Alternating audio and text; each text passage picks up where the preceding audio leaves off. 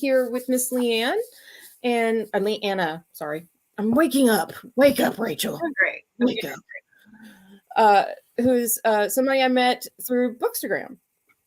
No. So tell us a little bit about yourself. Oh man. All right.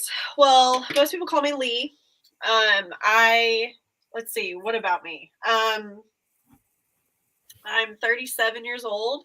I've been reading and writing for years. When I was little, my dad read me Lord of the Rings, and those are my bedtime stories. And I think, stories were always my family's way of connecting. Like, we were avid readers, so we were always reading and talking about books and stuff like that. And so I think I started writing when I was really little. And I don't know. I think stories and literature have been, and I studied literature. I went to school for literature. I think stories and literature have been how I've developed as a woman. Friendships and relationships, and writing has just been my outlet for life. So I do have a husband. He is very, very hunky. He is in medical school, and I support our family. We have 3 kids. My daughter is 12. My middle child is 6, and my youngest is 3. And then I have a very large, sometimes you'll see him on Bookstagram, a very large, he's sleeping currently, Irish Wolfhound named Aragorn. That's awesome. He's very cool. He's not like Aragorn at all. I probably should have named him Pippin, frankly. Pippin. So he might even join in a little bit. He likes to come over whenever I'm on meetings. So. But yeah, it's a little about me. Thank you. JL is she's an honorary member of A Court of Smut and Spice, but she's one of the founders. Very cool. Awesome. This was her idea. Based off of a joke that I made when I was reading ACOTAR, ironically. Oh, I see him. Oh, there he is. He's just like, no. So he's probably going to that right now. But yeah, like I kind of, I can understand like being like with reading being a connective thing, because it's kind of always been how I've found friends like JL and things like that, because my family doesn't read.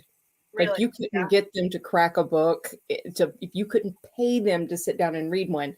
And as a kid, like, they would read, like, mom would read like the little short golden books to me. But then as I got older, she's like, you can read yourself, go away. Mm-hmm. And so now it's just kind of like, that's what I use to kind of like gauge. Okay, so what do you listen? What do you read to? How do you absorb literature? Because there are certain people that I've noticed that read for the joy of reading and sharing what they're reading, and then there are others that do it for like the pure superiority of, look, I did a thing. And it's like, okay, you didn't write it. Yeah, I think there's so many different reasons to read, right? Like, we can eat knowledge, like we can learn something. I'm not like, I read nonfiction. I think that for me, it just depends on what I need. And I think that's actually a really good gauge of like my health, my mental health or my spiritual health or emotional health. It's like, what do I need right now? I find that I read more poetry when I need to slow down, when I need to like just enjoy life and just kind of breathe. I read nonfiction, like biographies, autobiographies, some leadership stuff. I really do enjoy leadership books because I lead people. And honestly, like, being in the corporate world, there are too many leaders out there. I think you should have to have a certification to lead people. It's one of my weird belief systems. I agree with that. I think that you should have to take a class, because there's so many poor leaders out there. And so I think that books can be such a neat avenue for being, learning how to lead people and lead them well. Mm-hmm. And then there's reading for enjoyment, and it's just, and it depends on the genre. So fantasy is such a good one just to get lost in. I love reading about, like, one of my favorite things to read about is just like female relationships. I think women are so cool. We're so neat. We're so intricate. the way we relate to each other is so beautiful and different and so necessary. And I love, so like I'm drawn to books, so many different genres, but like I'm drawn to books. There he is. Hey, Aragorn. Hey, buddy. I am so drawn to books that have like a sprinkling of like female relationship and community, and then romance and hey, stop. All that. So I think reading, it just depends on what I need at that point in my life. Hey, buddy, you want to say hi? Say hi. Hello, sir. Come here. Yeah. Hi, buddy. This is he's so floofy. He's so floofy. He's a floof. Yep. He's 6'2" when he stands up. He's huge. I'm 5'4". That dog's bigger than I am. Yeah, I'm 5'2". I cannot walk him on my own. Oh, yeah. If he decides to go, yes, I have to release him into the world. I had a husky at one point. Oh my gosh, those are hilarious dogs. Oh, she just the biggest dingus. Sweetest thing, but just the biggest, like, there's nothing going on up here. Oh, yeah. Just like, boom. Yeah. He's like so idiotly happy, but the sweetest thing. But she would break out of her kennel and take off. And it was just like, oh, this is going to be a fun day for me. So you couldn't get her to stop, because apparently huskies, when they get out, they go in one direction and one direction only. And if you can't stop them, then you're just going to be running for a while. Really? He'll come back. Oh, she would not. Everyone knows him because he's a large dog. Very peculiar. And so everyone in our neighborhood knows him. I had, when we moved into this house, we built this house during COVID, and I got a knock on my door, and it was the FedEx guy. He's like, I have your dog in the truck. And I was like, I'm here to deliver your animal to you. Yeah, he got out. I found him at the front of the neighborhood. I just put him in the truck. I was like, excellent. Thank you. It's good to know that he's compliant. He's like, fan? Oh, yeah. No. Yeah. So he is a delightful dog. He is my curl up and read dog. So he's good at that. They are known for being like some of the best, most like well-tempered animals. The like, sweetest thing in the world. Yeah. They're massive, but they're just big teddy bears, essentially. Yeah. They unless call you piss them off. The big friendly giants. Unless you piss them off by going like at one of their like they have the mentality of like collies. Collies are all cool and chill until somebody fucks with their family, and they're just like, okay, you must die now. Yeah. Yeah. Aragorn, who I love, is a terrible guard dog. He would let someone in and be like, listen, I will tell you where everything of value is. Just give me some pets. Just scratch my belly. Wouldn't you? Belly rubs and I'm golden. One of the ginormous greyhounds that her chihuahua ride around on like a horse. Oh my gosh. Yeah. Yeah, my kids can ride Aragorn. They could. We try to tell them not to, just because it's not very dog friendly. Yeah. Oh, my back. You have a 12-year-old, a 6-year-old? Yep, and a 3-year-old. Mm-hmm. Wow, you're hitting it at all levels. So you've got like the teenager, you've got the kid that's just in the middle somewhere, and then you've got the young one that's just like excited by everything and talks about everything and picks up everything, and it's just like chaos. It is. It's a lot of chaos. My daughter, she looks exactly like me with blonde hair. She's like my little mini me. She just had her first heartbreak, so that's, we're there. That's where we're at in life, and it's like, okay. Who is he, and when do we need to roll up with the shovels and tarps? Little kid named Riker. I've got his number. So, little shit. Yeah. So I got her. She came home. She was crying. Got her some sushi and chocolate ice cream, and hung out. We did face masks. So that's the stage we're at right now. So, I'm sorry. That first one sucks. Like the ones later in life really aren't much better, but that first one, it's kind of like you give Jay, I was like, I've got the salt and tire. Perfect. I think too, it's like she's at that age where it's like all of a sudden those first things that happen, you start questioning your worth. Oh yeah. Especially as a young woman. And it's like, it's my job to make sure she knows, like, hold your head up, feel your feelings. Don't become them. Boys are stupid. That never changes. I'm so sorry. It never changes. But my dad was so, oh my gosh, he was like the greatest influence for me becoming a woman. And he would teach, he would just like, listen, know your worth, be willing to walk away from a table where you're not being treated well. And he was so good at that. So I was very lucky. I was a very secure young woman. I wish I had a dad like that. I keep hearing everybody's got such great parents. I don't know how I ended up with the ones I did. But Luck of the draw. Legitimately, everybody's got a luckier hand than I do. But it's like I had a friend for the longest time, and Jay was like, me too. Hashtag me too. I had for the longest time I had a friend, and I started babysitting for her when her kid was 2. And basically, like, her version of babysitting was me just being mom. So I was kind of mom from like age 2 to 13. So I got the whole range. And then in between, she had 2 twins. So then I was with them from like birth till 5. The twins are the ones that broke me. Lovely. Yeah. Everybody's just like, oh my God, twins are awesome. I don't know if it's every twin or if it's just those 2. Go sit in a car with them for 10 minutes. I guarantee you'll fully understand why Anakin Skywalker went Order 66. Yeah, the idea of more children makes my uterus shrivel up. That's where I'm at in life. That makes me want to freak out. I can't. Those 2 literally broke me to the point where, like, if I'm in a store and I hear a kid, because inevitably there's always a kid that's losing its shit in a store somewhere. So as soon as I hear that, it's just like my body just like clenches. I'm just like, oh, take it away. Give it whatever it wants. I don't care. Make the noise stop. Yeah. But then she had another baby, and he was the last one. And he was just the sweetest thing. Just kind of like I watched him until he was like around 3, and he was just like, he was a talker. Like, kid would just walk around, and I guess because he would watch the adults and stuff, he would always use his hands whenever he would talk to like emphasize what he was saying.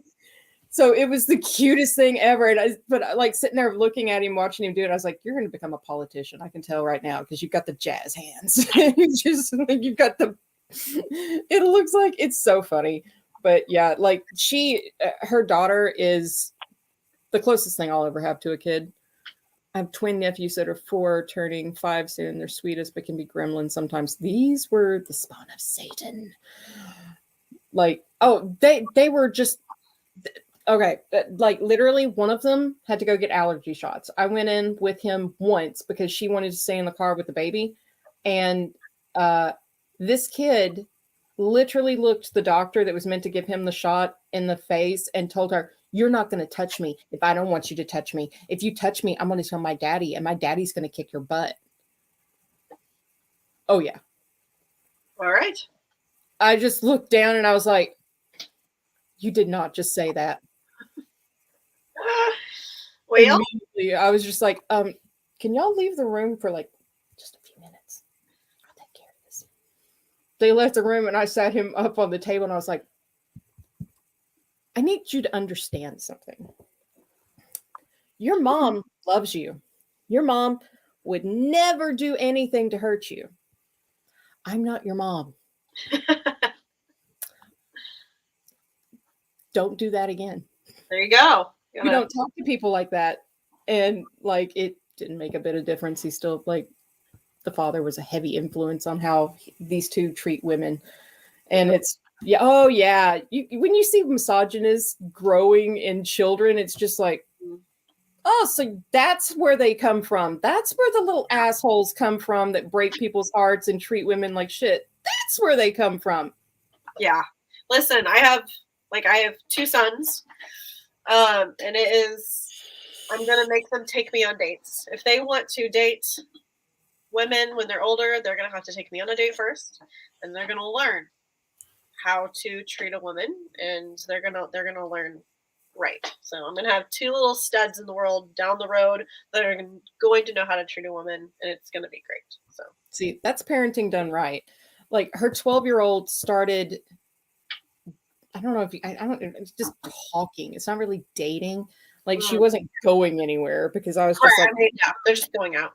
yeah, I'm just like, you're not going anywhere. But like there was a dance that came up and he was the kid that was she was kind of into, and he was kind of into her, turned out to be a little bit of an ass. And I was just like, okay, who is this kid? Where's his Facebook page? I was like, I'm a hacker in other lifetime. Don't fuck with me. Yeah. I will burn your shit. I was like there was one that was just, we had to send out emails to mom and dad and explain, you have two choices. You can handle what he was planning to do yourselves, or I'll do it for you. Yeah. And if I do it, it's going to be broadcast on that great big LED light board across from the middle school for at least a month. They were just like, we'll take care of it. Good choice, Mom. Good choice. Awesome. Good choice. She's the, like, like being a mom, you understand, like there is nothing you won't do. Like you would walk through fire for your kid. That was Madison. That was Madison for me. Like I didn't care who I had to like roll over, what I needed to get things done to protect her, make her happy, whatever. And like I still am that way. It's just like, guys, you don't need to be afraid of mom and the stepdad. I'm the one you need to be worried about. Because we've been hurt far too many times, so we know exactly how to flip that game. But yeah, it's being a kid, like thinking back to like being younger when you start like thinking and having feelings. It's kind of like relatively, it's nice to be in a reading family versus a family that like sits their kids in front of a TV and is like, here, watch movies. Yeah. Because I caught that from both sides. I think if the kid comes from like a reader's family, they have a better grasp on what the world is going to be and how to actually function in it than and a more realistic view. Because like as girls, we grew up watching Disney. We grew up watching stuff like that where like good triumphs over evil and the good guys always win and the guy treats the girl like she's, his queen. And then you come out into the world and you're just like, falsehood? Falsehood. I'm going to call bullshit. House of Mouse bullshit. Because that's the personification that's put out for little girls, is that the good guy is always the one you're supposed to go for. He can do no wrong. He is always right. So if there's something wrong, it's you. And it's just kind of like, it's a very misogynistic, kind of almost irritating mentality that's droned into women that to be happy or be pertinent in your own story, you have to have an attachment. Yeah, no, gross. Thank you. If I weren't married, I'd be that super weird single woman. Like I'd be happy as a clam. Not, I love my husband, but I think like also one of my best friends, she's like in the dating world, and it's like watching a train wreck. Also, any men watching this, we don't want dick pics ever. No. Like 145% of the time, we do not. Saying it. Somebody finally said it. I don't know, like, who hasn't told you this or whatever, but stop. Like, it's just not necessary. We don't want it. If we ask for it, there you go. That's your green light, okay? Mm-hmm. And also just like the world of like ghosting people and just being like, you know what? Just we need to learn. There should be a class on like how to just talk to people, how to be relational. It's just like be honest too. The ones that are sitting there like, I would never lie to you, I would never hurt you, and then got 3 other ones lined up in the background that they're chatting to, and it's just like, no, gross. Thank you. I'm good. Yeah, no, I think it's just like watching her date and like the sagas, and we're actually getting together tonight. She and my other best friend, are giving me feedback on my book tonight so that I can do like my 4th round of content edit. So, but just like listening to her sagas is just like, girl, I don't. Much farther along in a work in progress than I am. Speaking of which, can you give us a little taste of what your book is? Sure. So it's called Hexes Go Well with Tequila. It is about a 38-year-old woman, also like tired of like the 18 to 20-year-old girl as the protagonist. Not that that's bad. I think places for that, right? But I'm in my late 30s. But it's about a 38-year-old woman who, her name's Ursula, and she realizes she's just completely invisible in her life. She's with a partner for the last 10 years who doesn't even like acknowledge her presence. And then she gets a magical invitation to live in a magical house in Salem, Massachusetts. And this house is called the Lost Souls House because there are 10 graves of girls that they don't even know who they were or what happened, but they haunt the house, kind of like a gentle haunting. And so it's about her moving and upending her life. She does have an Irish wolfhound named Casper. Aww. You know, we need a cute magical creature. Well, he's not magical, but and her, he just again, he's like, Mom, you know I'm magical. I'm glorious. Like, that was rude. But it's about her meeting 4 women in very different stages of life and like them forming a connection and community and her recognizing how deeply she needs that, but also, you know, navigating. She hasn't had that in a long time and she's not very good at that. So she's learning how important it is. There's some political intrigue. There's a lot of feminism. I'm big on feminism.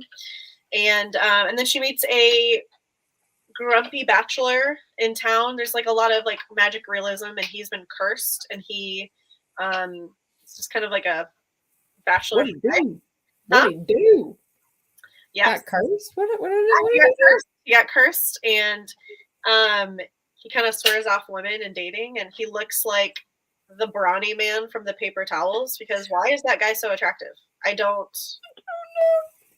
mean, they knew what they were doing, that company, like, way to go. So that's the. I mean, and he's always got that kind of that jaw, you know, like the cut from granite, you know. Oh yeah. So, yeah, it's mostly a story about finding herself, but also female friendship and community. They accidentally hex a bunch of people and they get drunk on margaritas. You know, they find out they come true. And then she's in the middle of a modern day witch hunt.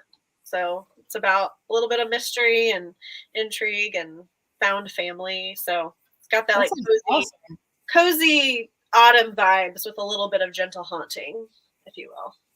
That sounds awesome. Like that, like I got to go to Salem last year, Mm-hmm. and I went last year too.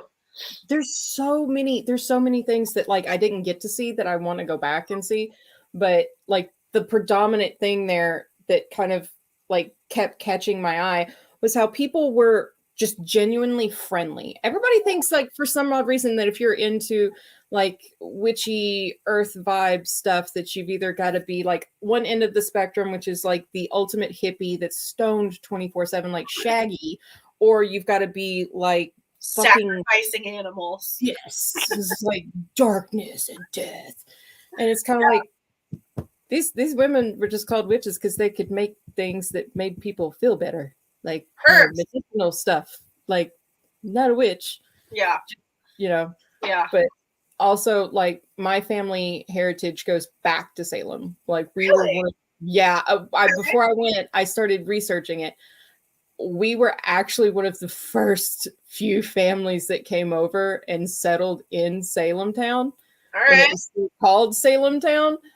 And like my family's like Welsh, British, and Irish, probably a little Scottish in there too. I don't know if they went above the border. They definitely went around it, but it was wild. But then also as they kind of moved further inland, our family is related to the Bell family. Mm-hmm. Okay. That Bell family. Yeah. All right. You know, it's good to know where you come from, right? So history doesn't repeat itself. Oh, as soon as that came around, I was like, well, at least now it explains why, like, when people in my family die, they die in threes. So There you go. It's the weirdest things you learn about your family as you get older, because you're just like, I can actually find out stuff that, like normally we're like told by our parents or like grandparents or something, like, yeah, this is your uncle, Severus from like, the fourth dimension.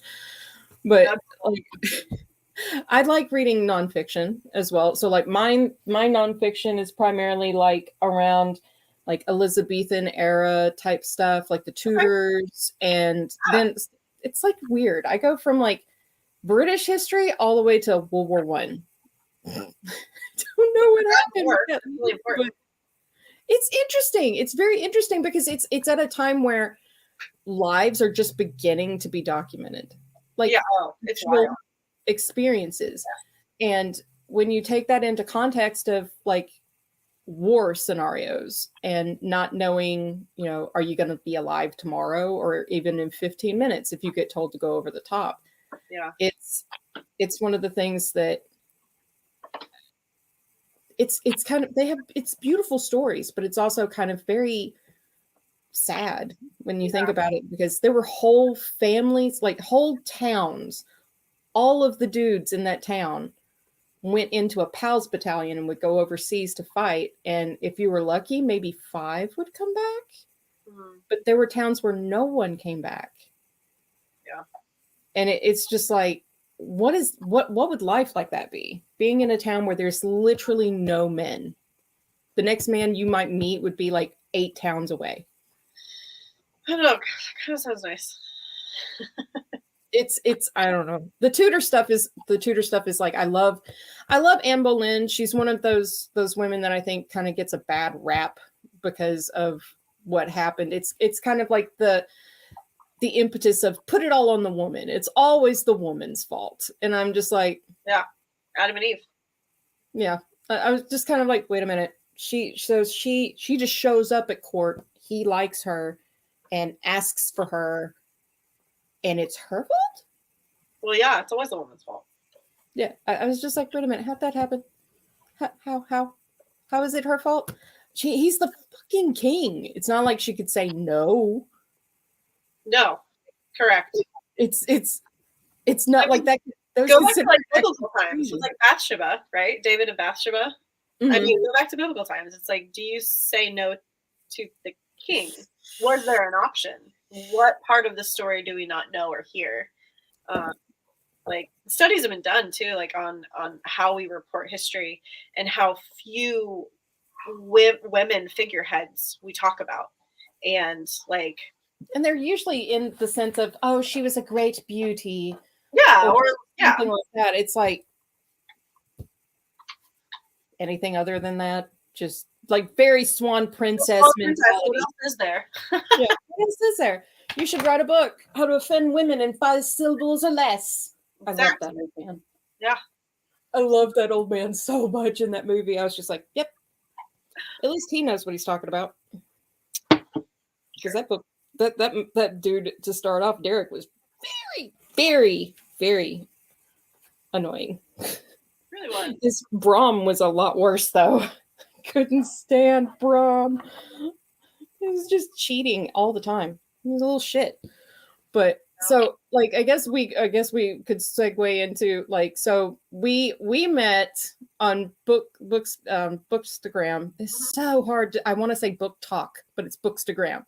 Yep. And I found you through the biker boy posts that you were making. Yes, the biker verse. My goodness, they knew what they were doing. Like, what a great marketing thing, right? Let's go on to a whole group of women who love masked men, right? Like, they knew what they were doing. Props to them for that, but also kind of annoying. Like, I got a little bit over it. Like, all right, leave them alone. Like, they got a little bit bossy at times. Yeah, like not in a good sexy way. It's like, I really do believe there could be a whole class taught on like when a woman wants to be bossed around. It's pretty simple. It's usually just in the bedroom. Yeah, that's it.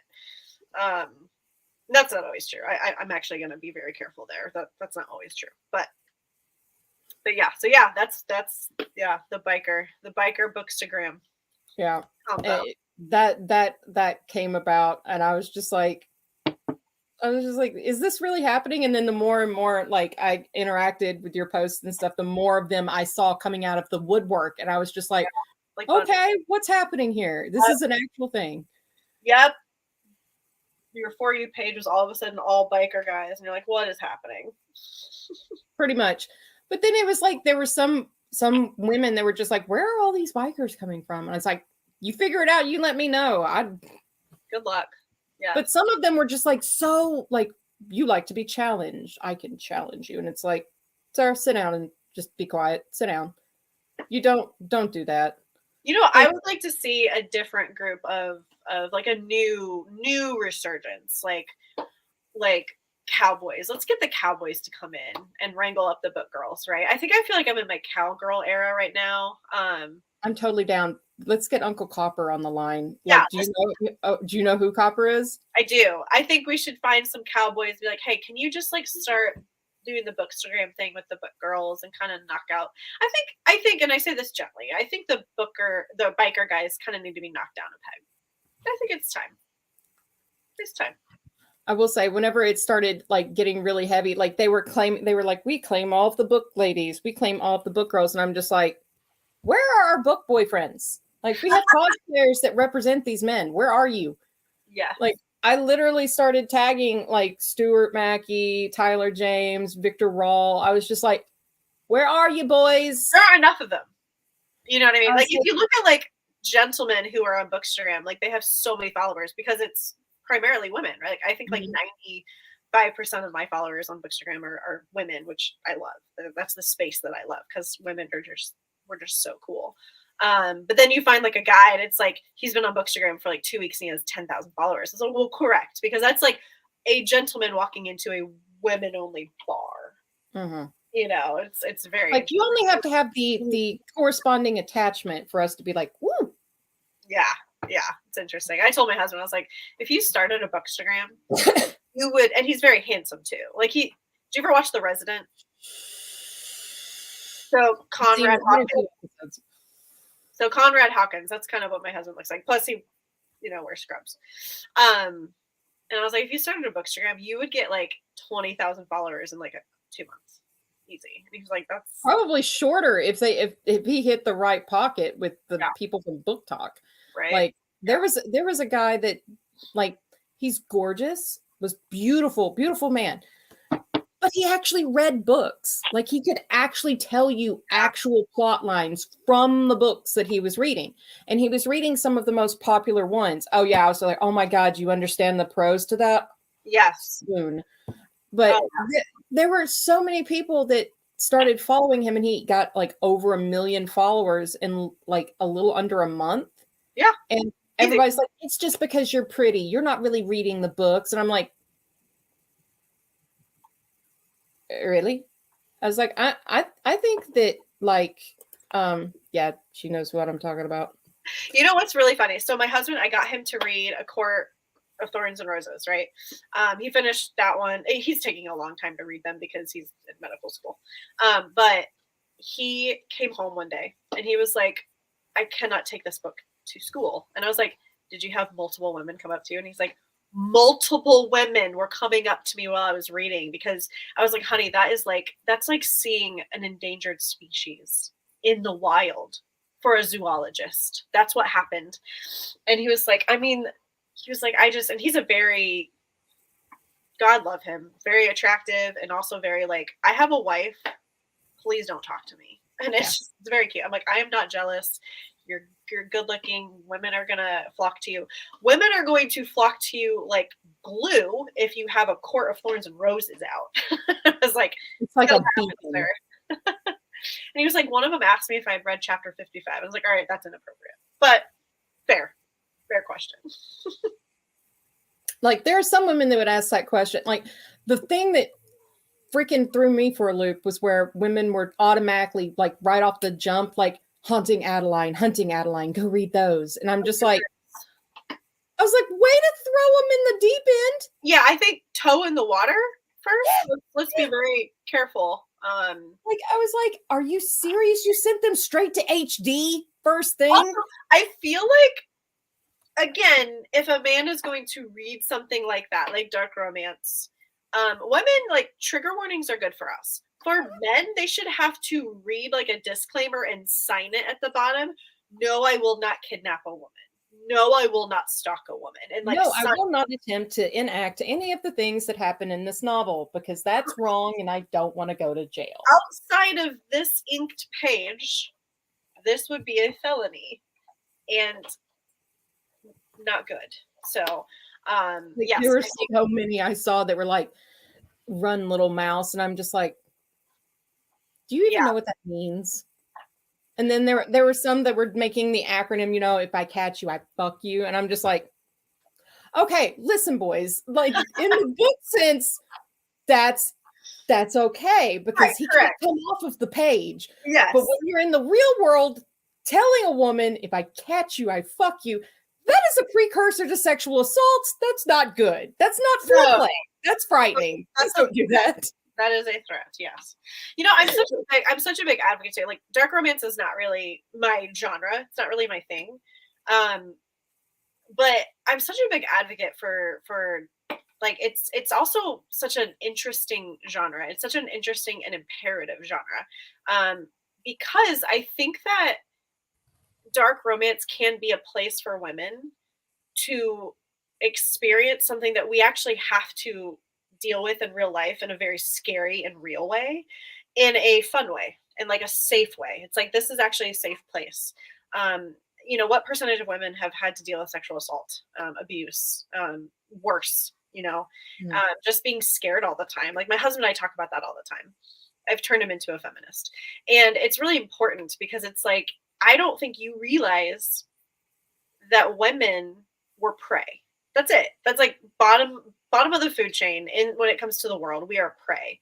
And I remember the first time my husband and I talked about that, and he was like, what do you mean? No, you're not. I was like, if you just go look up safety gear for men and then look up safety gear for women, your safety gear is like safety goggles, gloves, stuff so that you can do projects. You look up safety gear for women, it's to protect ourselves from you. Yeah, it's just literally like almost full body armor alone.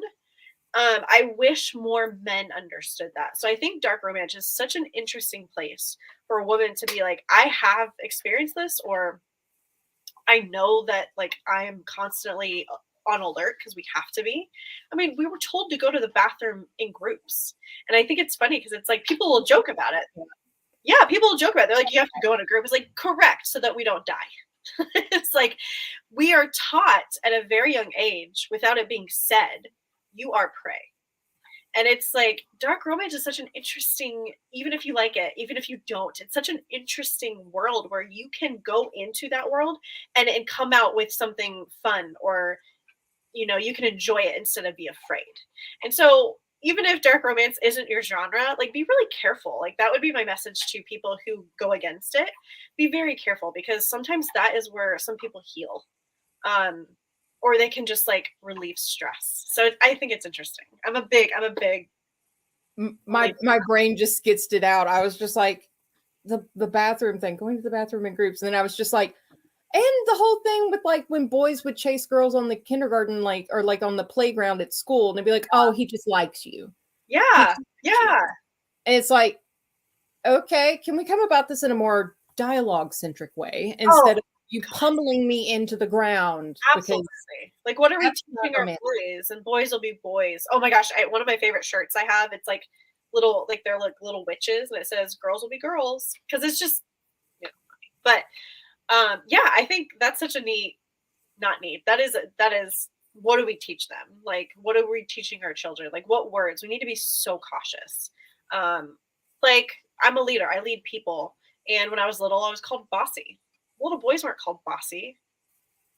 They were called proactive. Mm-hmm. They were called leaders. Like, he's a leader. He's a natural born leader. He's like, he's a leader captain. And it's just like, you do know that some captains don't even know how to pilot their own ships. Yes, absolutely. And there's some, like, my dad was such a good leader. He was such a good leader. He led people well, but he also led people with humility. And he was very kind, and he was very gentle, but not my dad. Yeah.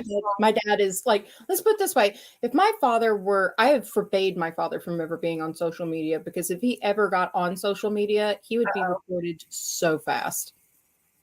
If not for being a blatant misogynist, for being like so out of it on political, like, okay, cleanest example I can get, and I'm not scared to say it because JL knows about it, and I've not been shy about it. I'm not shy really about anything, but so like I'm an SA survivor. My dad's favorite pastime is to tell me how it was my fault that that happened to me. Hmm. Yeah. Do you And think books for you have been a way for you to be completely like a blank slate and be able to experience life probably how it should have been and feel like you're normal, yeah, a woman? in a lot of ways, yeah. Like what you were saying with the dark romance stuff, like JL and another person had mentioned Haunting Adeline to me whenever I was reading ACOTAR, and then I eventually did read Haunting Adeline. What happened? My brain just stopped. Haunting Adeline, and working my way through it, I was just like, whoa, whoa, whoa. Yeah. And you kind of got to the point where you're just like, hmm, interesting. Yeah. What do you want to do next? But then it's like there's two dramatic differences. So you have Zaid from Haunting and Hunting Adeline, who is aggressive Sure. and somewhat predatory, but it's in the context of this one woman and how much he loves and cares and wants to protect that woman. Then you have characters like Arrow from That Sick Love. That character gave me nightmares Mm. because he wasn't aggressive just for like shits and giggles. He was just psychotic with Huh. a little bit of sex thrown in there. That's Yeah. all that was. Not disparaging that book or the author or anything like that, because I haven't read the book. I've listened to snippets of it, and that's how I ended up with nightmares because of somebody's voice. But it just And I think there's that a very fine line. yeah, I think that's the point too, right? So it's like if you're gonna read this book, understand I do not want you to burn the world down. One, that's a felony, and two, what that represents is actually the most important thing. So like, yeah, Zaid Meadows or just like a really dominant, like touch her and die, right? So that really connotates touch her and die, and it's not that we want you to kill anyone; it's that we want you to love us so deeply that you're willing to pursue it. And I think like in the real world, what we see often, like the most common theme in marriage and like, relationship is that men are kind of programmed to hunt and to woo. And then once they get the girl, they stop. And it's like women, we're like, well, we're really relational creatures, right? So it's like there's what they call women face to face relationship, and men do side to side relationship. So it's like men will do activities that don't really require a lot of communication when they go out. So like they go to a cigar bar, they go to a sports game, they go to a bar, they go do something where they don't actually really have to talk that much. Or And interact. Yeah. and Didn't think about it. women choose activities where it's like, let's go sit down and talk about things, and we can talk about the same thing, or book boyfriends, or what we're doing or what we're struggling with, and we can cry together and we can do that emotional deep dive, right? And so like that relational difference. So you get in a marriage and you have a side to side relationship person who front to front relationship to you so that he could win you, and then he kind of dropped it. And it's like I think that's one of the big struggles in marriage, and it's like you have to continue to date your spouse and you have to be romantic, and that's why we like romance books. And I love when I hear people say if you read romance books, like you're just getting unrealistic expectations for men. It's like, no, that's actually not true. I am setting the bar for my relationship so that it lasts, and I hold my husband accountable to dating each other, and I don't think they're unrealistic expectations. I think that we need to learn how to relate to each other so that we can stay together. And I think it's such a silly argument. It's like you have unrealistic expectations. It's like, no, I have expectations that will make a relationship last. And that's why our female friendships usually last longer than our male relationships. Not always. I will say this, like I have a unique experience with that.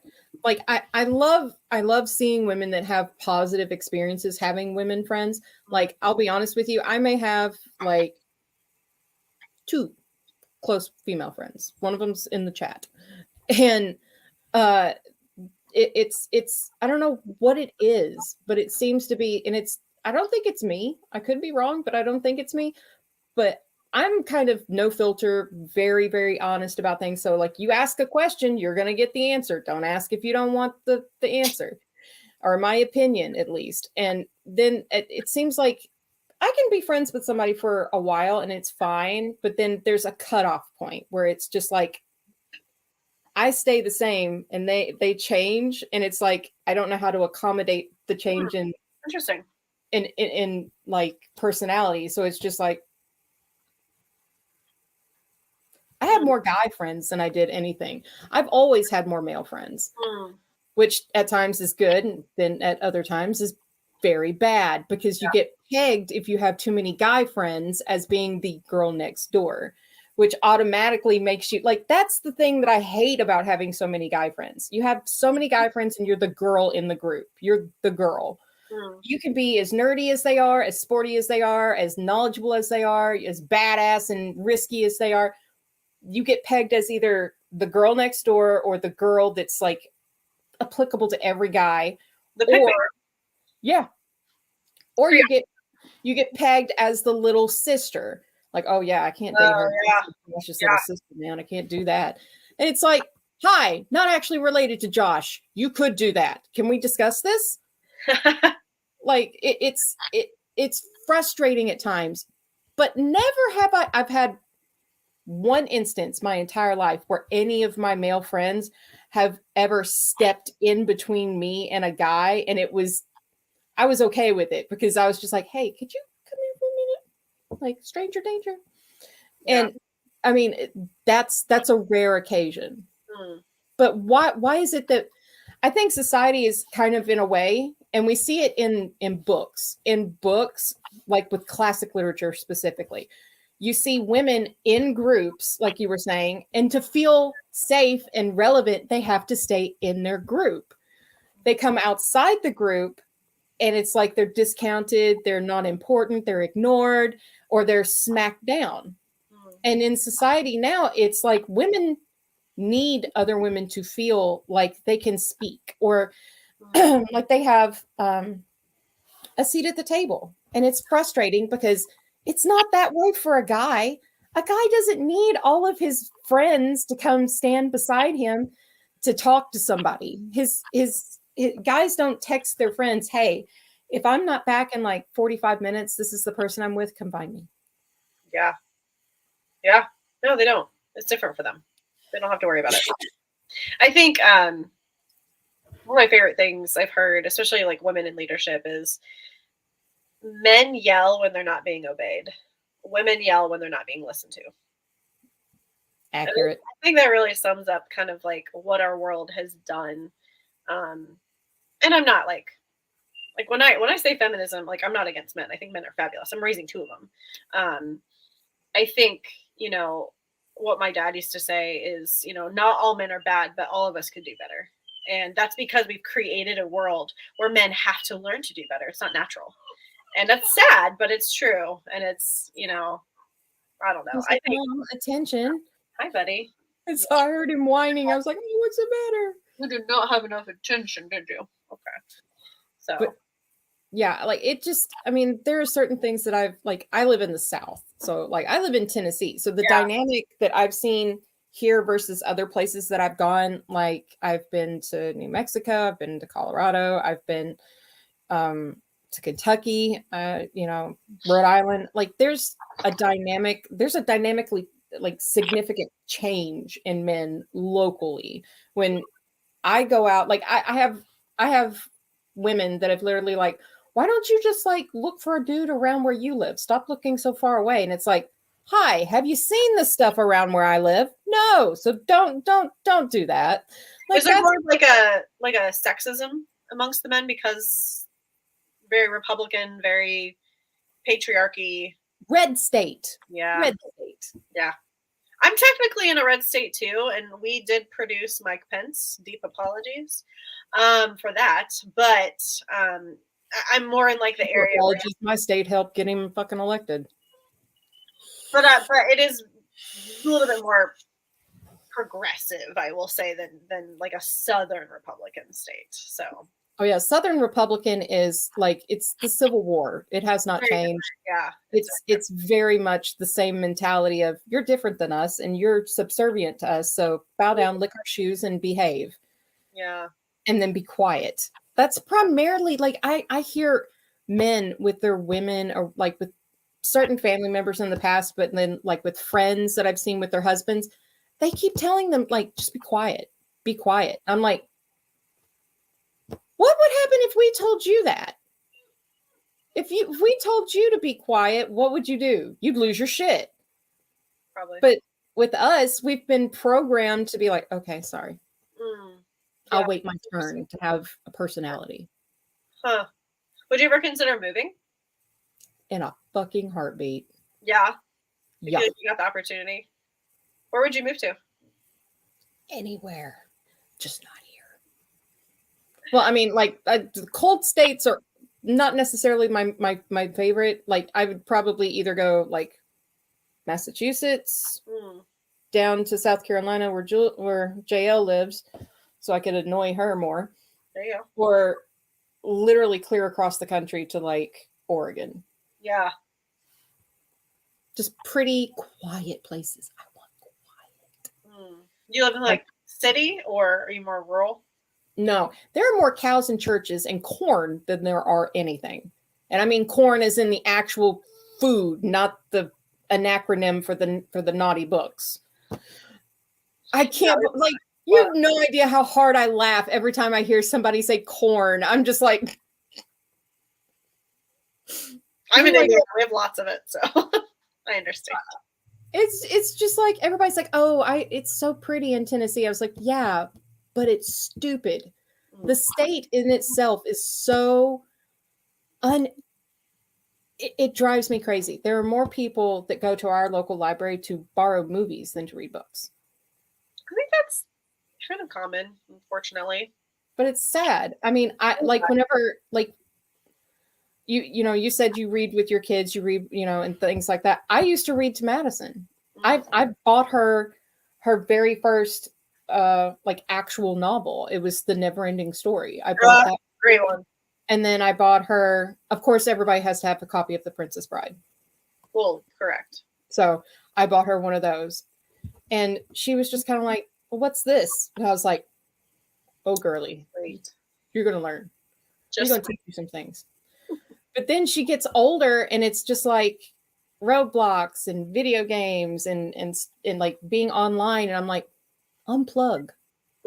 This is a kid who used to love to sit and draw and paint and just go into her imagination. Yeah. And like now it's just not there anymore. And that's like her mom doesn't read or anything like that. So it's kind of, you see the dwindling of imagination. And I think imagination for women specifically is really important in life. Because it's that safe space that you create for yourself in your head. It lets you, overcome trauma. It lets you overcome the argument you just had with your significant other 20 minutes ago, and you just feel like flaying his skin off. Like there's so many things that like fantasy, like specifically the dark romance that you were talking about, Haunting Adeline and Hunting Adeline. Haunting was difficult, but it got better. Hunting was really hard for me to read. I've heard that. I never read the second one, but I've heard it was rough. Oh yeah. Yeah. It's aggressive. Like I always say, it's got teeth and it's not shy about using them.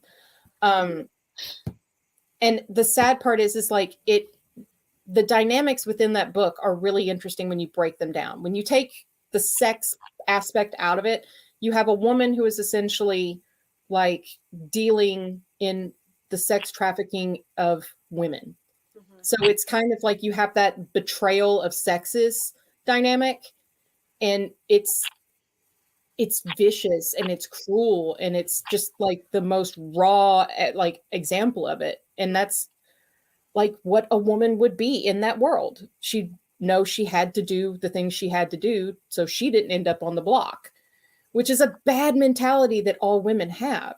It's like, I have to do this or I'm going to end up like that. I got to do this or I'm going to end up over there. Why do we always have to have the fight or flight response? Why can't we just fucking be? Like, it's. I think that too speaks to like when you get to a certain age and we joke about like we get these new hobbies, and if you really break down what the hobbies are, they're very like we call them grandma hobbies, right? So like gardening and Knitting. Knitting and writing, reading, baking, like the sourdough thing right now that's like taking over. It's like, well, it's because women are seeking peace. We're seeking something that will, create beauty around us. And I think that's something that we're so good at. Where, as a writer, like one of the things I hope to do is create worlds that, bring to light issues that need to be talked about, but also create peace and make something beautiful out of something maybe not so beautiful. So yeah, I mean, I'm a big gardener. I love flowers. I think they're just, I think too, like I'm like in my late 30s and I'm like, I just really love flowers. Like I've always loved them, but I really love them. And my husband's like, this is like a new thing. And I was like, I think it's just that I just want to surround myself with beauty. That's it. Like it's really simple. I just want to surround myself with pretty things that make me happy. Or I like decorating. I'm constantly painting our house. It's such a character flaw, but I love doing that. And it's like I like creating beautiful and peaceful spaces. And that's part of writing too. But yeah, I think chasing our peace is like you learn the price. And some people learn it a lot sooner. Also survivor of SA at a young age. And it's like you learn the price of not creating a world of peace for yourself. And as a child, you don't really have that option often. And you have to figure out as a young adult and then an adult and then an older adult what that looks like. And I think for a lot of women, it's reading and it's writing and it's our girlfriends. And I think that's lovely. That's why we're so cool. Like I fully like hunt as bad as hunting was, I would say this, it is a necessary evil. I think is, I mean, and that's not disparaging that novel at all because I love HD, but it's a very, very purposeful book.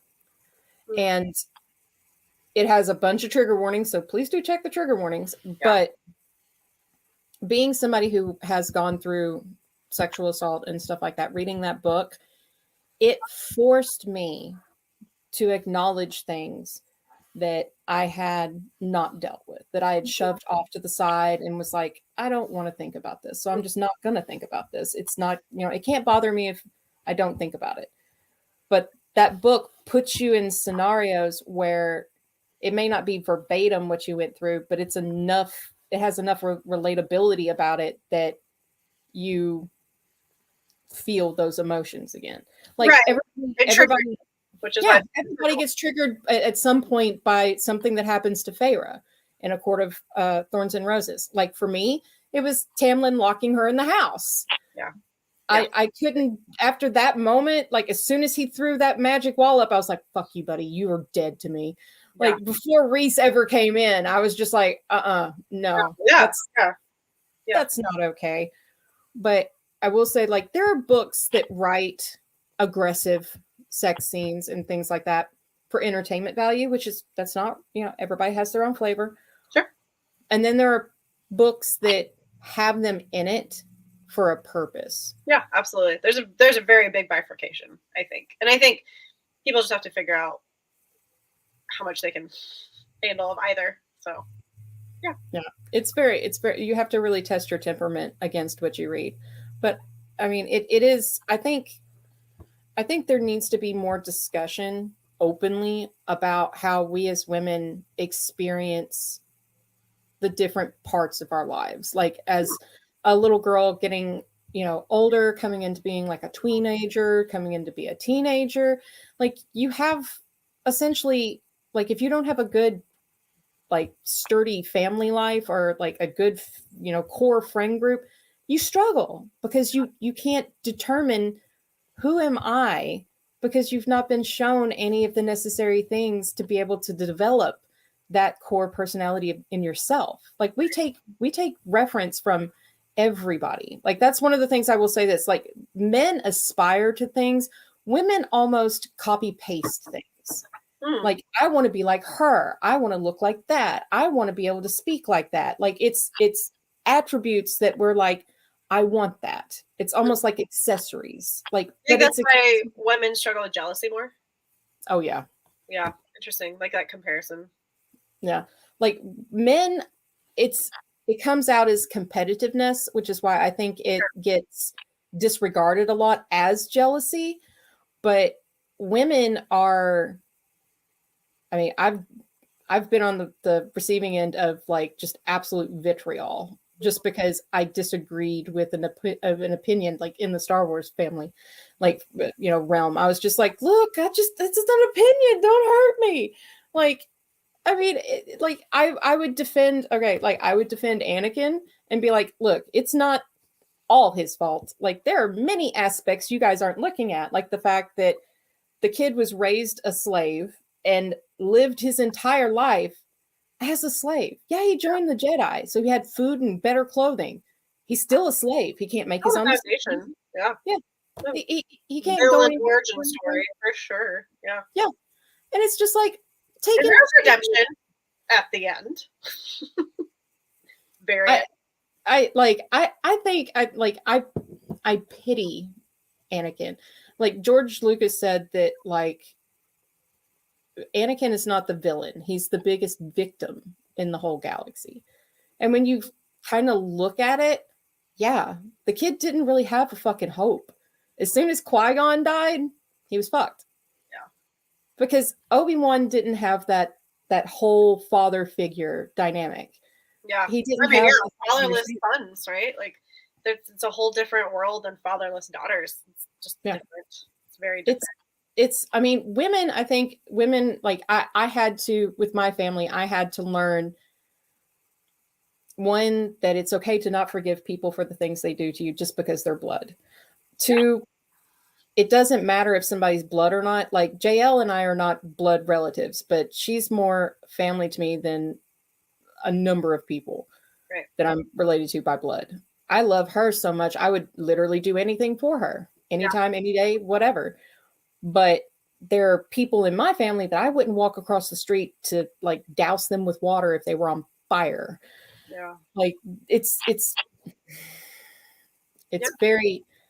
very difficult. Like I guess the reason why my perspective on women dynamics is a little different is because my mom's family is like the mafia. Like you're born into it, you don't ever get out of it, or you're marrying into it and you can't get out of it. The women run that shit. Like they tell the men what is what, period. And like to give you the perfect kind of like picture, Christmas dinner, Thanksgiving dinner at my grandmother's, all of the husbands or boyfriends or whatever are outside standing in a circle talking, just standing there bullshitting. Doesn't matter if it's 50 below, snowing, raining, whatever. They're all outside, standing in their little circle, chit-chatting. There's always one turned away from the circle watching the door. So if somebody leans out looking for their husband, he can be like, yo, George, better get going, dude. It's like, how is that okay? Like, you have to have a lookout to just relax? Like, I've had friends, I've had female friends that are no longer friends for very specific reasons, but like one, not naming any names, she and I became friends because we worked together. And when I was helping her move, we ran across an old camcorder, you know, the ones that had like the little itty bitty cassettes. Oh, yeah. So we started watching that. And I was like, oh, is this like your wedding video? Like, oh, I want to see it. This looks so cool. She taped over it. She was sitting on a couch talking to another man, and she taped over her engagement and wedding video so she could have the memory of her sitting and talking to this man that apparently she loved more than the man that she married. And I was just like I was friends with the husband and the wife. But Yeah. at that moment, like loyalty shifted. And I was just like, okay, I don't really judge people based off of their sex or anything. If you're a good person, you're a good person. If you're a bad person, you're a bad person. Like it's a very black and white mentality, which plays a lot into the BPD, Yeah. but it's the way I've found how to navigate interactions with people that I want to try to be friends with, or I want to try to bring and learn from. And then people that I would rather just, you stay over there Yeah. with your prejudice and biased and bad thoughts. You stay over there. Because thoughts. The thing about literature is literature can give you really big thoughts and it can give you really dangerous thoughts, but it can also give you beautiful ideas, things that inspire people, things that give people hope, that have such significance and meaning that you carry that story with you. Yeah. Like, what was, if you had to choose one book that you had read as a kid that you still carry the meaning of that book, and like that's part of your core, like that's yours, what would it be? Great question. Um, okay, so I have two answers. One is actually a children's book. It's called The Paper Bag Princess. I gift it. I gift it to every, like, my friends, if they have a little girl, I always gift it to them when they're born. And it's about a princess who she ends up, like, the prince doesn't save her, she saves herself, and she fights the dragon and she wins. And she wears a paper bag. It's very cute. Go look it up. It's very cute. My dad very much taught me to breathe fire, like as a young girl. I'm a very strong force to be reckoned with. I'm like an 8 on the Enneagram, which is called the Challenger. Is it paperback or Paper bag? She wears a bag? paper bag. Yep. So that's like a children's book, and he always taught me just like be a strong woman, like fight your own battles. And I am a very strong woman, and I attribute that. And then also Lord of the Rings. So always Lord of the Rings for me, just because the characters are they're so majestic in their humility and their strength. And then you have Eowyn, who's like, that scene where she kills the Nargo because she says, "I am no man," and it's foretold that he could not be killed by a man, and she's like, "Well, I'm not one." And it's like, I love that. I think I have a very, very strong love of just like how beautiful, and I have a penchant for women who build up other women. I just, I don't have time for women who tear down other women. We have enough that we're battling. Like, it shouldn't be each other. And I think, I love that. I love that series. I love that message of like, it is your job. If you are in a place of leadership, if you're in a place of like being shoulder to shoulder with other women, it's your job to tip their chin up and to right their crown, not to rip it off of them. And I just think we need to learn that more. And I also think the age of like social media is not super helpful sometimes, because we do compare ourselves with each other, and it's like, oh, I wish I were beautiful like her, or that well spoken, or had that, even like social media, like that many followers. It's like none of that actually matters like at the end of the day. And it's it's what at the end of the day can I lay down and know I have peace, or I have this person in my life, or this relationship, or I know that I'm going to wake up tomorrow and have a good life, or I'm going to fight for it. So those are probably the two books that I would say. See, like I would like, that's one of the things I've noticed just from like the content that you put out and everything. Like you're primarily, it seems like you're primarily like, I do what I do because it's what I love. I love doing. I don't need anybody to give me confirmation that what I'm doing is good, because I have my own thoughts and feelings about who I am as a person and what I'm doing. So what you're putting out there with your content on Instagram is literally just kind of an inspiration to women to be like, I don't need to check myself. I don't need to be anything other than what I am. Like, I can say the funny things that I want to say. I can do the funny things. I can be, raunchy sometimes. I can be a bitch sometimes if I Yeah, feel like. totally. And it's just like, just be you. Chronicles Yeah. of Narnia for the win. Oh, amen for Chronicles. Yes. Thank Like you. my book would, I guess if we're doing two, the first one would definitely be Jules Verne, 20,000 Oh, Leagues Under the Sea. yeah. Okay. Like, that was the first book that kind of really snapped me into wanting to read more. Hmm. And like the way that the words were said and the way it was written and the tone of it and everything, like it was very, I'm not necessarily comforting, but it felt familiar, like Hmm. in a way that's odd. But then later on, Like, that's what books do. It's like, oh, I'm not alone. Or they put into words what I did not know how to put into words. I feel that way about Elizabeth Berg. Every time I read one of her books, just like she writes very, very relatable female characters. Like nothing, like it's not fantasy. Like there's no journey, there's no adventure. It's just like women being women in life together. And it's like, I did not know how to put that into words. Thank you. Isn't that lovely? yeah, like the second book, I would like, part of the younger me would have said The Princess Bride because I'm very hopeless romantic mentality. But Same. then as I've gotten older, I would say probably the most pertinent book that I've read that kind of helped me with perspective on life and relationships within women Mhm. groups would be the Jane Austen book club. Oh, great one.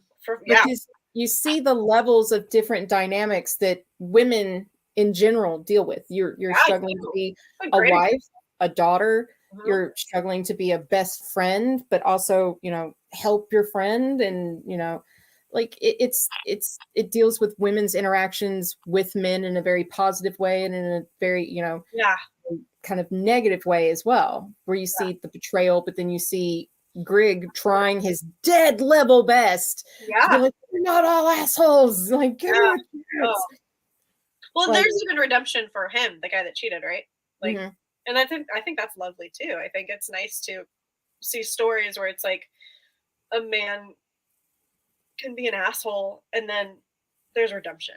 Because like Yeah, that's what I'm drawn to. I'm drawn to redemption. It's like one of the last surprising things left in our world is someone saying I fucked up and I need to learn from it and turning it around. Like so that's like the last surprising thing that we have left, and it's like that's shocking. Like just that humility, um, and seeing that in characters is always one of my favorite things. It's like seeing someone become humbled, but learn from it and then rise up. It's like beautiful. Love it. see, I love characters that like don't mind being humbled. Yeah. Like, I love characters that are like, I'm okay not being okay and not being right, or being the person that makes all of the decisions. Like, I can let go of control. Yeah, for sure. And it's something that's very unique within like storylines and stuff like that. Like a lot of the stuff with the darker romance, it seems like I'm a baby reader. I'm still very much a noob in all of book talk, bookstagram type stuff. I'm still learning a lot of things, Yeah. as evident by the growing stack behind me. We Love it. didn't have to learn the addiction, but we just leveled up. It comes naturally. Oh, it's every time I get paid, I have to go buy the books in Walmart. Yes, 100%. I think there's a redemption story for Tamlin. 100%. I think I we're setting him up for that. I think honestly, like if you really look at these asshole characters that you end up falling in love with, he's actually set up perfectly for that. It's like Well, I mean, already he got has the to asshole side. learn. Yeah. Every character has to learn something. You can't just have a character. I mean, and he was a main character. You can't just have a main character that's just like, yeah, I'm just this giant himbo that's not going to learn from my mistake and continue to perpetuate that type of Yeah. bullshit. I think that would probably be like if I were to talk to young writers, one thing I would say is don't allow your protagonists, however many there are, do not allow them to be perfect. Because that's It's not interesting and it's not true. Like I being humbled is so painful, but man, do you learn a lot if you allow it to. Yeah, you have to. I think that's an important thing in life, not just like writing wise. Writing wise, it's almost essential to being able to be a good writer. You have to be willing to subject yourself to criticism, Yep. subject yourself to pain on a large scale when that book goes out, Yep. and then Super be excited able for to. that. Yeah, I'm scared. Like I don't like. I think my stuff is good. Good. I think I'm a good writer, and I don't like saying that because it's kind of been Own it. drilled into Love me it. that I. Yeah. But Absolutely. it's scary when I think of like somebody sitting there. It's almost like you're letting somebody pick through your head. It's like, this is my perspective on how this would go. This is my perspective on how this world should be. And you're just literally giving your own commentary or showing parts of yourself that you do have, or parts that you wish you had. Like, I write a lot of very strong, very opinionated, very don't give a shit type characters whenever I write them. Yeah. And in fantasy, it's easier to write characters like that. When you're doing it in a more contemporary, more like normal everyday reality type place, it's really hard for me to write those dynamics because there are few and far between examples of it. There are women that are either on one end of the spectrum or on the other.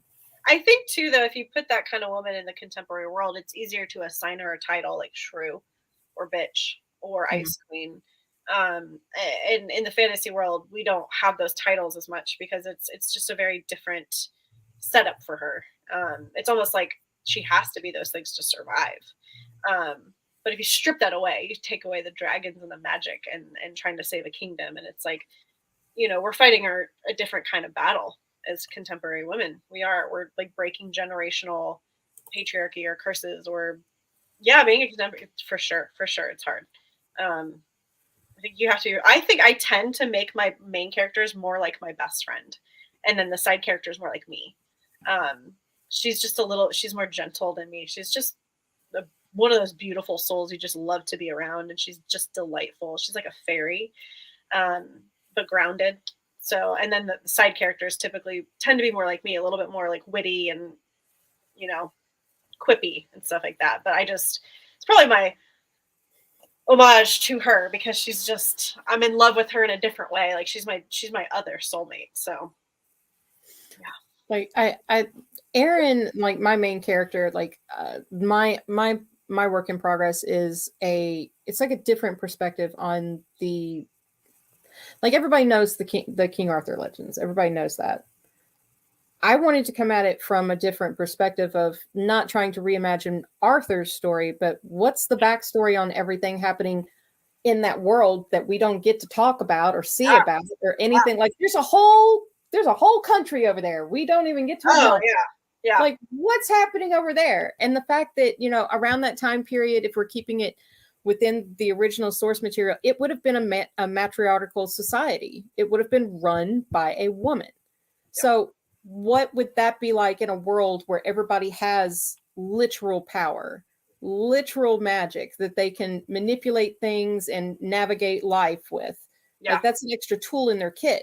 But as a woman, how would that affect your dynamics, not only with other women, but with men that you would love or care about or need to nurture?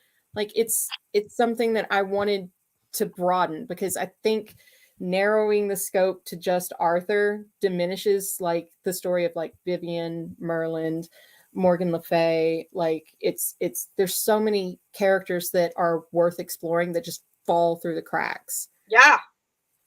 This is really inconvenient timing, but I have to use the restroom. No problem. I'll be right back. Okay. Cool. Hey, JL. How are you? Are you having a good day, darling?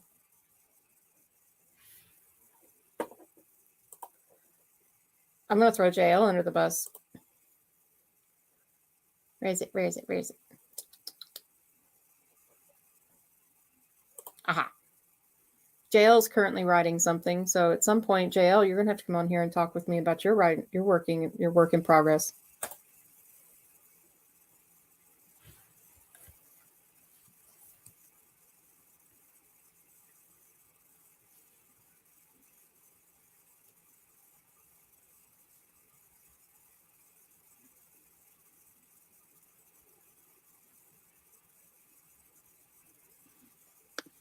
Okay. Hello. I can't remember what we were talking about. Let's. Medieval literature, which I studied. I got to study medieval literature, which is really neat. Did you ever read The Fairy Queen? No, I didn't. Like the original. It's like the original of all of the medieval British literature fantasy and like Arthurian and everything. It's very interesting. I'm gonna have to look that up now.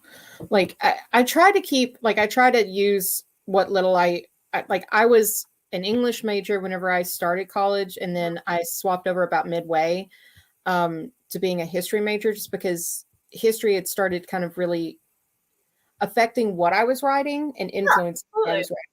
So I was like, I want to learn more about this, but in the South, it's kind of detrimental because there's not a whole lot of European history being discussed other than like the Dark Ages and the plague and like specific nuances within that time period. Right. And it's kind of like there was a whole other stuff that was happening. Like there were political issues going on. There was famine, fire. Like there's so many things that happen. Yeah. It has an impact on every character, on every society, every person in that society at every level in the hierarchy. So it's very interesting. But like Aaron is essentially like my story. So 1 through 6 I have are Aaron's stories. So in book 1, it's pure fantasy. It's, kind of set in that mythical world. Books 2, 3, 4, and 5 are contemporary settings where she's moving through decades of time. And like it's a reincarnation thing. Like she's okay. So reincarnation. Got it. Yeah, she reincarnates through like a pact that she makes, and for very specific reasons. And then in book 6, that's the world I'm the most afraid of, because it's like futuristic. It's like Blade Runner meets steampunk. So I love that like mashup of genre. It's so neat. I wanted to try to do it because I love like the aspects of like Blade Runner with the neon and with the grit and the kind of smoke and the industrial like stuff. It and invokes such a like visceral reaction for sure. Yeah. And then with steampunk, you have like the imaginative, kind of quirky, but yeah. still like the most elaborately, beautifully constructed things, because they have to look beautiful as well as be purposeful. Everything has to have a purpose, and I think that's like that steampunk world is pretty. That's cool. That's really neat. That sounds interesting. Like a lot of work. I'm petrified because it's like that. I've never never in a million years. That's the one whenever I started originally writing these that I had the least amount done on, because I was like, I don't know how to write that world.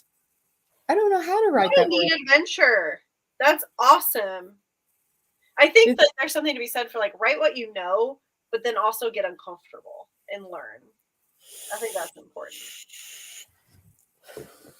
That's really neat. Well, I wanted to actually, I was just kind of like, it is like a challenge to myself where it's like, okay, we are scared to do this, but I want to try. I may not be able to execute it, but then like learning about the publishing process and the writing process and things like that, through a lot of the indie authors that I had on the show last year, and that I became good friends with.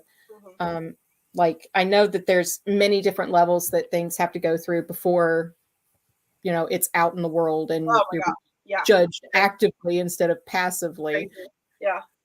So like that's the part that I'm just like, okay. If you're self-publishing, it's a whole different, like when you get an agent and if you get it published like traditional, it's like a lot of that weight is taken off of you.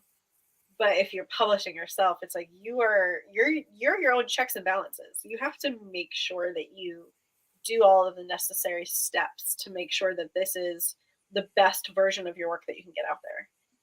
It's really interesting. So I'm very excited. I'm very nervous. But I don't know. It's going to be a wild adventure. Are you going to self-publish? Yeah, that's literally the only route I could take, because I queried the books, like all 6 I queried to a couple of different agents at one point, And the only one that ever got back to me had only read, I think, like the first 3 chapters of the first book. She wanted all 6, but she'd only read the first 3 chapters of the first book. And she came back to me. She goes, "You swap voices far too often. You're writing in second person, first person, third person narrative. You're writing like you're not writing in one voice. You need to write in one voice." I'm like, "But I have many characters, and many characters have other voices, and they interact with each other in very specific ways." So like everybody that's read anything that I've written has said it's like reading a movie. Like it's literally like you read it and you can see it. Yeah. So like her coming back to me with that, I was just like, well, then I might as well not even write, because if I can't write the way I know how to write and the way I feel is how I write, then why bother? And her, reaction to that was, well, you just need to go back and read your favorite book and then copy what they're doing. Interesting. And I was like, is it copying somebody's writing style kind of like plagiarism? No, not at all. That's actually great advice. I think like when I write, I have to be reading the kind of feeling, the kind of aesthetic and emotion that I'm trying to write. Like I usually read like magic realism or whimsical books while I'm writing, if that's the genre I'm writing. I do multiple genres, but plagiarism, super wrong. Don't do that for sure. But if you like writing in multiple points of view and like different kinds of voice, and there's no place for that, with a traditional agent or publisher, then yeah, go your own route and make your own way, right? That's kind of what I figured. Like, I mean, like self-publishing, I still haven't fully decided which route I want to go with it, because I know there's the KU route, which a lot of people take at first because it's easier and it's, they do a lot of the heavy lifting with the marketing and things like that. But then there's also, and I didn't know this was a thing that was even out there, but apparently Barnes and Nobles started a publishing house. Did you know that? They did, yeah. I didn't know that. Yeah. And they literally are like, yeah, just bring your stuff to us. It's basically the same setup as Amazon, but like it seems like you get a bit more. Yeah, and they'll do a little bit more like print on demand, and they'll put the stuff in their stores And market it online. I've heard though that they'll only put like physical copies in the stores if they get like enough interest and like flurry, I guess. I do know that like the payout versus Amazon, like Barnes and Nobles, you get a 30-70 split versus what Amazon does. And I was kind of like, the 30-70 split sounds pretty good. Yeah, I think like the more, I'm gonna like get in trouble for saying this, but the more that you really look into and see what authors are going through with Kindle Unlimited and stuff, and it's like, I mean, we're currently in a world where corporate greed is at its paramount. Like that's the world we live in. It is like corporations are so greedy. Jeff Bezos was just knocked to like the most wealthy man in the world again, right? And authors are not making as much as they should, right, on Kindle. And I've even seen some authors like get in trouble because like people put reviews out and like they're getting knocked by bots like for reviews, and it's just wild. It's such a wild world, because it's like, what an interesting medium, like writing, and how little most writers make. Like it takes so much time and skill and sweat and blood, and like what Hemingway said, like sit at your typewriter and bleed, right? So and the payout is usually very little. I mean, and look at the people that began, like there are so many people that began writing careers with like the drive to do great things, to be great, like Edgar Allan Poe, Jane Austen, Hemingway. Like there's so many people that were just like, I just want to write. I just want this to be what I do. And part of it's like, you just want to live in that world. Oh, 100%. That's all writers want to do. Yeah. They're just like, can we just like take a vacation from this? And it is. Yeah. It's like, the whole phrase, like, this lives in my head rent free. For writers, it's like, no, it costs us a lot, because we're constantly in these worlds. And if we don't get it on paper, they will be taking over our lives. Like, it's not rent free. It's costing me, like, one of my professors in college said, to be a writer, you have to half live in the world that you're in and half not. That's the only way to survive. And that's just true. That's true about writers. Like, we're constantly in this other realm. I think that's pretty much the best way to put it, because yeah, it really, like, writers write because they have a story they feel like they need to tell. That's not something that you do passively, which is something that I've struggled to explain to a couple of people over my life, where it's like, this is not a hobby. This is something that has an actual drive and motivation behind it, because you feel so strongly that this is something that needs to exist. Correct. And I mean, there are people that are, pumping out, book after book, and it kind of diminishes and dwindles with the amount of, like, actual good content in their work, because they kind of get smushed down by the corporate kind of, like, dredge of, like, marketing, and then going here and doing this and making sure it's, as good as the last or better than the last. And it's the pressure that just, eventually flattens people. Nicholas Sparks, James Patterson. Absolutely. Yes.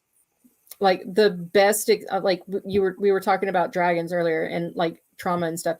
So, like, I've always had this theory about why certain girls like dragons. Certain girls like dragons because what is a dragon? A dragon is like, it's protection, it's loyalty, it's like fierce love and determination, and just ultimately just safety, which is what every broken person wants at some point. Anybody who's been mishandled or harmed or something like that, inevitably I've noticed that the women that have gone through a trauma or that have been hurt in some very deep way that they're still struggling with, they like dragons, because dragons don't betray you. They protect you. I wonder though, like, I feel like a lot of men will write dragons where they're monsters. That's interesting. But, like, Throne of Glass is a great example of that. Like, the wyverns, like, I haven't read it yet. Oh, okay. Well, like, I've got it down here on the floor. I haven't read it yet. So, like, I've read ACOTAR. I read the first book of Crescent City, which I'm not shy about saying it was difficult. Like, while I was reading it and doing my update videos and stuff, I would just be like, ugh, it's like living in a sand trap. Make it stop. Like, it's like JL coined the term. That book should be called Edging 101, because it's literally like, it is. That's true. That is true. Yeah. That's one of those series. It's like, one of my good friends, she read A Corner of Roses, like, and she was like, should I read Crescent City? I was like, no, because it's not the same. Like, it's very different world. I enjoyed Crescent City, the series, but it's like an investment for sure. It was like something I've never experienced magic thrown in with modernity. So, and like, yeah, it's a really, I mean, she's a brilliant writer. Like, whether you like her or not, I say this about Colleen Hoover too. Like, whether you like her or not, they've done something for the literary world that cannot be denied. Like I wouldn't necessarily say that, like, I don't like I'll be honest, reading it the first time, I don't think I was as open to it because I wasn't understanding what the book was. Because you don't understand anything until it's kind of like a fever dream. It's like you don't understand it, but it's like Jabberwocky, like the poem. Kind of nonsense, but you also understand it, like, later. Like, you get it. Like, your brain is able to entangle it. Yeah, it's such an interesting mashup of genres, and it makes me respect her as a writer. Like, I will never be there. Like, my brain doesn't work that way in writing. It doesn't. It's a little bit more. I'd say that you'll never be there. That's like that. You don't know. You don't know Oh, I know. Philip. I just mean like that genre, like and that Oh, kind of intricate world building. Like that's actually not something I love reading. I don't crave writing that in the same way. So it's just it's like definitely not a series for everyone, and that's I promised, like I was nervous with book 3 coming out, because I haven't read book 2. Like after book 1, like book 1 at the end broke me in a way that like I was not prepared for. yes. Um, like at one point where something happens to a very beloved side character, I was like, I literally called, like, I was like, you have to tell me that this character survives or I will not finish it. I will take this book outside. I will smother it in freaking lighter fluid and I will set it aflame and I will film myself doing it. This character, I need to know. If it doesn't, I need to know. I will not finish. Like I was vehemently against finishing the book if I didn't know. She remembers. Because she finished it. I was behind her for the longest time, but then I finished before she did and I told her, I was like, look, just when you hit here, just stop. Give yourself a day. Breathe because it's a lot. I'm not trying to make you cry into your sandwich. But I promised JL after she finished book 3, because I saw some things on TikTok where it was people pointing out like ACOTAR things that were happening in book 3, and I was like, oh no. yeah, they all. Mm-hmm. But I was like, she better not like. Sarah, reading ACOTAR, I was like, I love this. This is awesome. It's got good pacing, good world building. I love the characters. Like, I want to continue to read this. Crescent City was a little difficult for me because it was something new and different. And I haven't read Throne of Glass yet, but like. Read Throne of Glass. Like, it's such an interesting mix between the two. So it's like, I think you got one, like, pendulum over here and then the other one over here. Throne of Glass is such a neat. I think I like Throne of Glass more than A Court of Thorns and Roses. I did. Like I promised her after she, like, I needed to know that my ACOTAR characters were safe because Sarah in the first Crescent City book had a penchant for killing off my favorite characters within the first 2 chapters, and I was just like, what the fuck? I was like, you gotta love a woman who can just like murder people, though. Right? Oh, it was so George R.R. Martin. I was just like, what the? Like, I was like, I love Danica. Danica was the one that I liked the most. And then Connor, and I was just like, you better do something, woman, because you're losing me. Like, I that book made me mad. I've never had a book piss me off as much as that book. But I promised her, literature should do, right? It's supposed to challenges you. The only thing literature is supposed to do is invoke something. It definitely invokes the only rule. A lot of confusion and anger. But like I promised JL whenever she got done with book 3, as long as like Nesta, Cassian, like as long as my people were good and safe and not dead, I plan on, like, right now I'm reading Shadow and Bone and I'm struggling because of all the names with the different, like it's, I said this I've said this so many times. I said it the last like show I did. I was like, can we get a fucking enunciation key in some of this shit? Like, I mean, if you don't want to do it yourself, pay somebody, because my brain tries to read that word or so many of these names that are just like, it's very Russian in terminology. And it's just like, I sounding out things only gets you so far. Well, yeah. I mean, Russian too, it's like dobro utro. It's like that. I mean, I spent time in Russia and Ukraine growing up, and it's like the language is just like they shoved 3 sounds in 1 syllable, and I'm very impressed but very confused. It's like the tone doesn't necessarily match the word, like at times, because it's like, no, it doesn't. Yeah, yet does not. Yeah, it's like, I don't know if this is a happy word or if this is a very aggressive word, because that's similar to German. It's like, that was harsh, and they're like, no, I just told you I think you're beautiful and you look like a man. It's like, oh, I thought you cussed me out. Yeah, I thought you were disparaging my family, Yeah. but like I promised her that after I finish Shadow and Bone, I'm going to, and I'm just going to do the trilogy. I'm just doing the 3 books. After I'm done with them, what I'm going to do is I'm going to reread ACOTAR, reread all of the Crescent City books, and then do Throne of Glass. Okay. Because I'm a very slow reader. I'm a mood reader. I started out this year with a set list of books that I was going to read, and I made it to, I think, book 4 on that list, and I was like, I can't do this. This is too restrictive. I can't do this. Yeah. It became a job trying to push myself through it. So I was like, you know what? Fuck the list. We're just going to do what we want to do.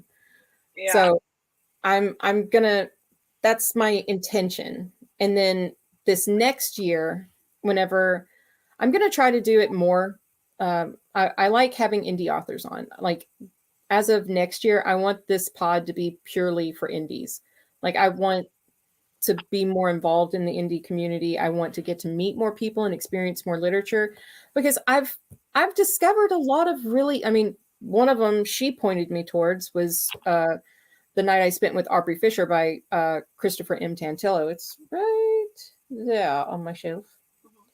It's a YA book, and I've never really read any YA, but I'll like that book. That's my number 1. That'll be my number 1 for pretty much forever. Yeah. It's that good. That's awesome. But I've also met like really incredible fantasy authors like H.C. McFarlane. She wrote like an entire trilogy based around like Scottish folklore. It's brilliant. Like it's so beautifully written. And you know, T.S. Kinley with their Neverland Chronicles and things like that, where it's like a smutty Peter Pan, but it's like the story Wait, is that the Neverland series? The Neverland Chronicles. I feel like I read one. I did not like it.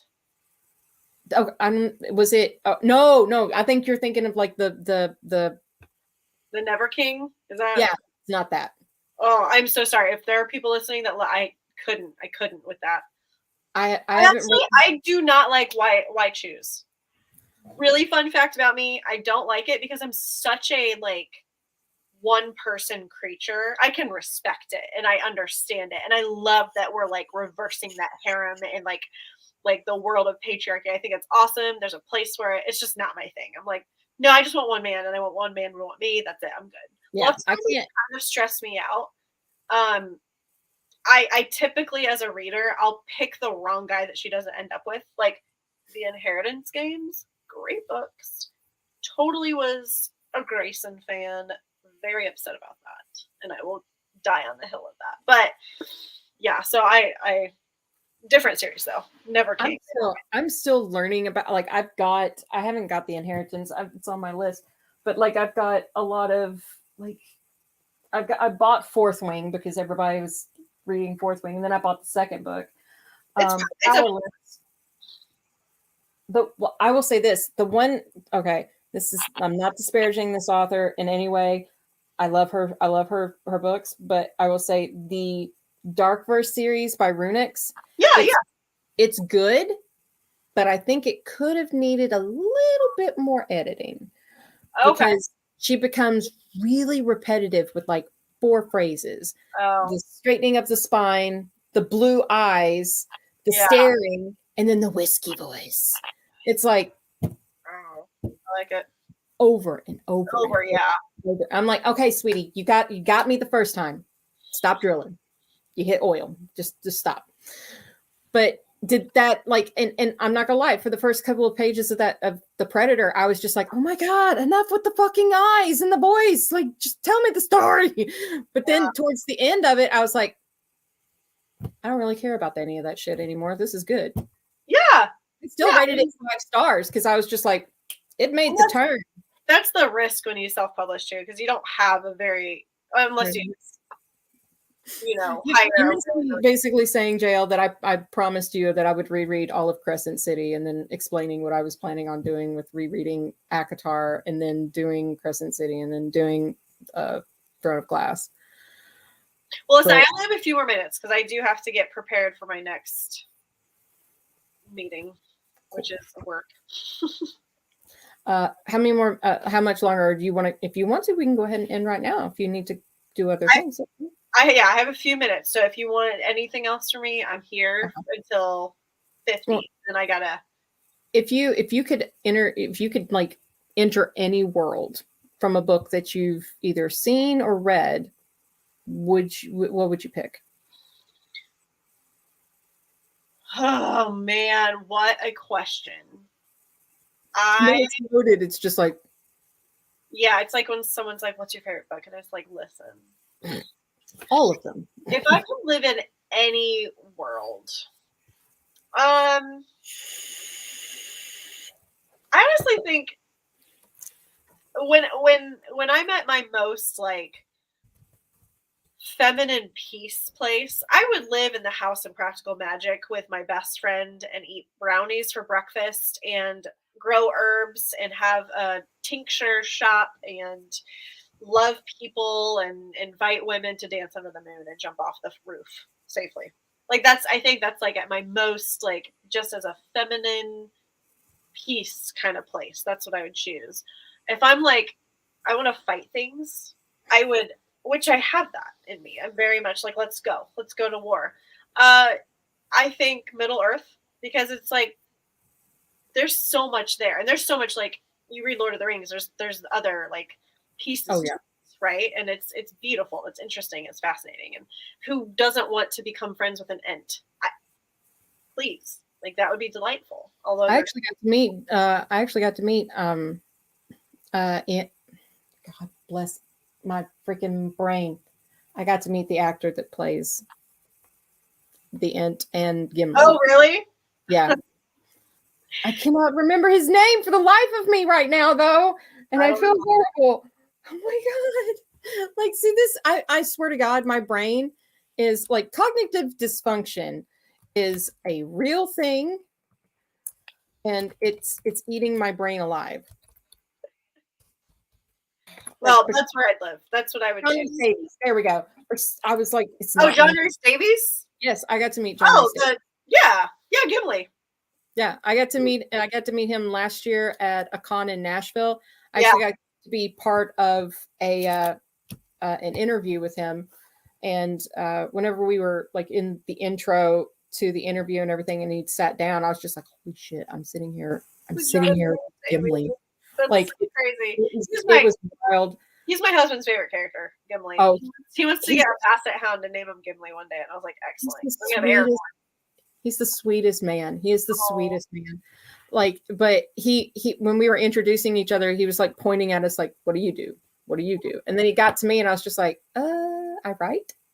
And he's like, "Well, what do you write?" And I was like, he goes, "Do you write fantasy?" And I was like, "Yeah." He goes, "George R.R. Martin really does have a lot to answer for, doesn't he?" He does. True. Fair. But then if that wasn't enough, that like he was actually interested and asked me about my writing, when the interview ended, he was like shaking hands with all of the guys. He comes over, takes my hand like some fucking knight out of an old book, kisses my hand, and then holds my hand and goes, "Good luck with the scribbling. Keep going." Okay. And men, if there are any men listening, hand kisses, forehead kisses. Yes. You don't utilize it enough. It is. This was during COVID too. So I'm like, do I wash? Do I put hand sanitizer? Absolutely. What do I do? He was so nice. He gave everybody like the biggest hugs. His assistant literally had to drag him away from us. Oh, I love that. It was one of the most like, I'll remember that shit forever. I even have a recording of the interview because I was just like, that's awesome. But if I had to choose a world, obviously, like I love Game of Thrones. Like I my first, but like I love Arya the most. Like, well, no, Dany, then Arya, and then nobody else. I cannot for the life of me stand Sansa. Like that would be my first kill if I was in that world. That would be the first one, just because that character does it. She has an evolution, but in my perspective, it's not the evolution that everybody sees. Like she starts out as the girl that's like the petulant child that wants to be the best. Like her aspiration is to have a crown. She ends the series with a fucking crown. There you go. And it's like House of yeah, Cards. she goes through bad things. I have not seen the entire series, but I know vaguely what happens to her at the Boltons, and that's not necessarily going to be something I'm going to enjoy when I watch it. But the progression that I see through her is like when you're faced with certain trauma, you've got two choices. You can either overcome it or become it.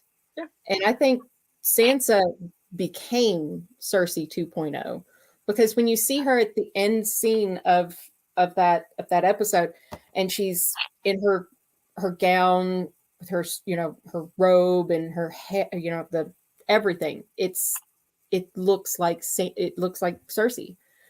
The way that she has like the armored collar, and even like the depictions within her dress itself, and the way she sits and holds herself, like, and the expression on her face, it's very much that part of her that I think became so traumatized that the only way she found to survive was to start emulating things that she knew. Like, she knew Cersei has power. Power keeps you safe. Family doesn't keep you safe, because it sure as fuck didn't help me. No. Marriage doesn't keep you safe, because that shit's fluid in this universe. The only thing that keeps you safe as a woman in this world is your own drive to gain enough power that nobody can touch you. And nobody did that better than Cersei. Sure. She played the game well. I mean, she didn't win, but she was close. Well, listen, I do have to go. But what a pleasure. It was so delightful meeting you, but also talking with you. And I love this. Is so much fun. So thank you for having me. Anytime. You're free to come back anytime you want. Like, I always I can have up to 6 people on screen, so anytime you want to awesome. That's fun. I love that. Oh yeah, it's nice to have like options. If I pay, I can have up to 10, but right now we're just sitting at 6. So that's awesome. That's a little thank you. galley. Oh yeah, just a round robin of stuff. I have an idea for a game I want to play, but I haven't found any. I'm still working the kinks out. Awesome. But thank you for coming on, and thank you for like talking to me on Instagram. It was nice to have friends. I was like, oh my god, I have a friend. So good luck with your work in progress. Please do keep us updated, because I want to know when it's published, because I want a copy. Because just reading like the little synopsis that you had, I was like, I want that. Hopefully it lives to the hype. We'll see. It'll be great. Everybody thinks their stuff isn't good enough, but like, it'll be great. I appreciate that. Thank you. So thank you to Michaela and to JL for showing up and hanging out. I love you guys. I know JL probably had to go back to work, but I love you. And we'll see you guys next time. Make sure to go follow Lee on Instagram and check out her page and all of the awesome content there. So thank you. Bye guys.